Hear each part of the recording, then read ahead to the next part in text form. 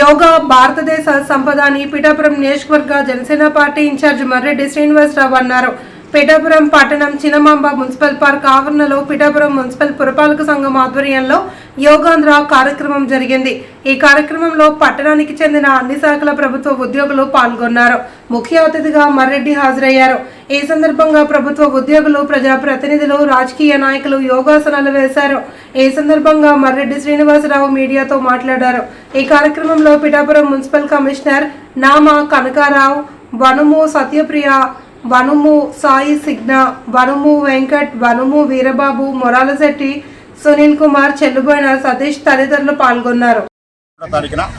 విశాఖపట్నంలో స్వయంగా మోడీ గారు పార్టిసిపేట్ చేస్తూ జరగబోతున్నటువంటి ఈ యోగా దినోత్సవానికి సందర్భంగా గత నెల మొన్న 21వ తారీఖున కలెక్టర్ గారి సారథ్యంలో కర్టెన్ రైజర్ ప్రోగ్రాం చేయడం జరిగింది.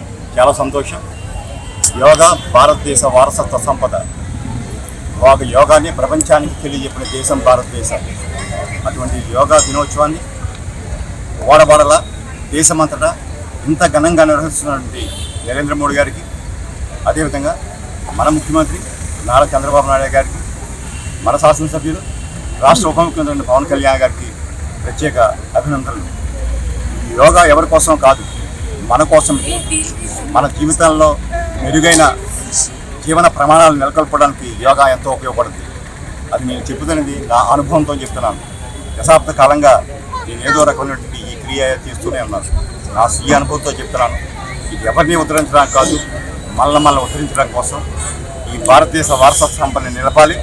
ఎంత ఘనంగా చేస్తున్నటువంటి ఈ కార్యక్రమానికి మీరందరూ పార్టిసిపేట్ చేసి దీన్ని మీరొక జీవన విధానంగా మార్చాలి. అప్పుడే మన జీవితంలో మరిన్ని వెలుగులు వెలుగుతాయని కోరుకుంటూ, ఎంతటి చక్కటి కార్యక్రమాన్ని నిర్వహించినటువంటి మన మున్సిపల్ కమిషనర్ గారికి, ఇందులో పార్టిసిపేట్ చేసిన యోగా టీచర్లందరికీ కూడా, బ్రహ్మకుమారేశ్వర గారికి, వీరందరికీ కూడా నా ప్రత్యేక